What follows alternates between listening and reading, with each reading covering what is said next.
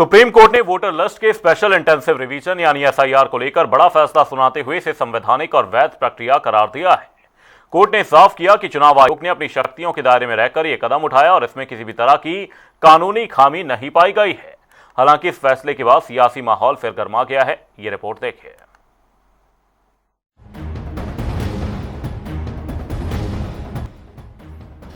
बिहार में voter list के special intensive revision यानी एसआईआर को लेकर सुप्रीम कोर्ट ने बड़ा फैसला सुनाया है।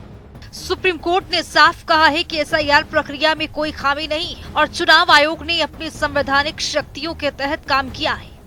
अदालत ने ये भी कहा है कि पूरी प्रक्रिया को गैर संवैधानिक नहीं ठहराया जा सकता है। सीजेआई सूर्यकांत और जस्टिस जॉय माल्या बागची की बेंच ने अपना महत्वपूर्ण फैसला सुनाया है। सुप्रीम कोर्ट का आज एसआईआर के ऊपर जजमेंट आ गया है। जो इलेक्शन कमीशन की दलीलें थी माननीय सुप्रीम कोर्ट ने उसको एक्सेप्ट किया, जो हमने दलील दिया था उसको भी एक्सेप्ट किया है। और जो विपक्षियों के द्वारा जो लगभग 20 से ज्यादा पीआईएल फाइल की गई थी और अलग अलग तरीके से आरोप लगाए गए थे, उसमें इलेक्शन कमीशन की निष्पक्षता पे सवाल खड़े किए गए थे।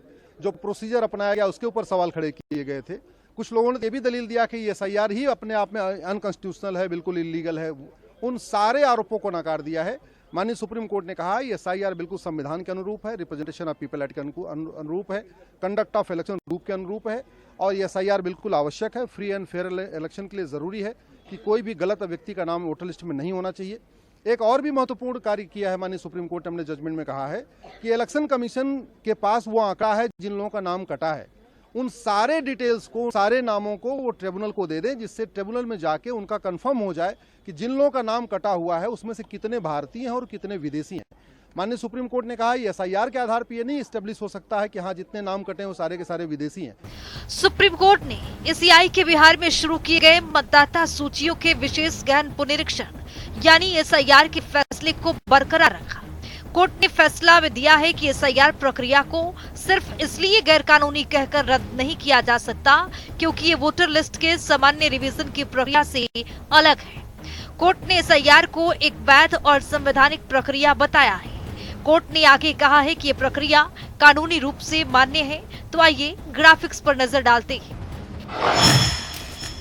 सुप्रीम कोर्ट ने बिहार में एसआईआर प्रक्रिया को वैध और संवैधानिक माना।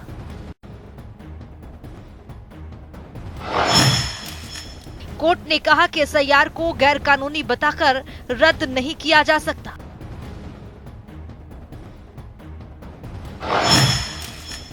एसआईआर सामान्य वोटर लिस्ट रिवीजन से अलग जरूर लेकिन वैध प्रक्रिया है। अदालत ने कहा कि एसआईआर में उठाए गए कदम जरूरत के मुताबिक थे। वोटर पर खुद को साबित करने का अतिरिक्त बोझ वाली दलील खारिज।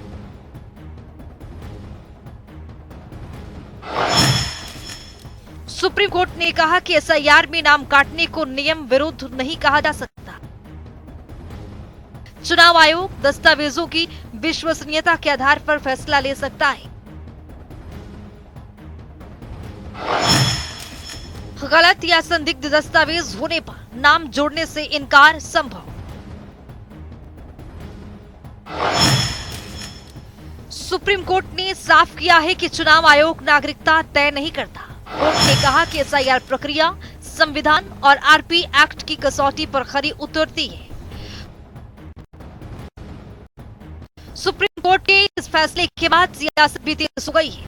सत्तापक्ष जहां इसे लोकतंत्र और निष्पक्ष चुनाव की दिशा में ऐतिहासिक फैसला बता रहा है, तो वहीं विपक्षी दल फैसलों को मजबूरी में स्वीकार करने जैसी प्रतिक्रिया दे रही है। तब इस मुद्दे पर राजनीतिक बयानबाजी तेज हो गई। विभिन्न राजनीतिक दल जो विपक्ष के हैं बता रहे थे जनता का जनादेश एसआईआर पर हुआ, चाहे वह बिहार हो अथवा पश्चिम बंगाल हो। अब माननीय सर्वोच्च न्यायालय ने भाई चुनाव आयोग जैसी संवैधानिक संस्था पर लगातार राजनीतिक हमले हो रहे थे। संवैधानिक संस्थाओं के नियंत्रण पर, दिशा निर्देश पर राजनीतिक टिप्पणी की जा रही थी। तो एसआईआर एक सतत प्रक्रिया देश में विभिन्न कालखंड में हुआ है। अब तो माननीय सर्वोच्च न्यायालय का मुहर लग गया। अब राजनीतिक दलों को यह बताना चाहिए जो विपक्ष की राजनीतिक पार्टियां हैं कि एसआईआर से परहेज क्यों है? नहीं, देखिए डिटेल तो अभी देखा नहीं है। जो ऊपरी तौर पे जो जजमेंट के बुलेट पॉइंट्स आए, तो क्या ही कहूं कि सुप्रीम कोर्ट से हमें उम्मीद थी। हमारी चिंता किस बात की थी, और आप लोग भी वाकिफ हैं, आज भी लाखों लोग बंगाल में बाहर हैं, महज चंद 100 लोगों के हक में उनका इंक्लूजन हुआ। हमारी इंक्लूजन के बदले एक्सक्लूजन को लेकर के हमारा केंद्रीय सवाल था।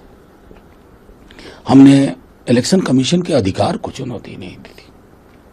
खैर, अब माननीय सर्वोच्च न्यायालय ने ये कहा है तो डिटेल देखते हैं, और क्या कहें, इसमें और कुछ कहने को बचता नहीं। उच्च न्याय के फैसले ने एक बार फिर साफ कर दिया कि लोकतंत्र को मजबूत करने और मतदाता सूची को पारदर्शी करने के लिए चुनाव आयोग को संवैधानिक अधिकार प्राप्त है। ये कौन कह रहा है? देश का सर्वोच्चतम न्यायालय कह रहा है। मतदाता सूची शुद्धिकरण, ये सबसे बड़ी जरूरत है। विपक्ष ने जिस एसआईआर को लेकर भ्रम और भय फैलाने की कोशिश की, उस पर आज न्यायालय ने करारा जवाब दिया।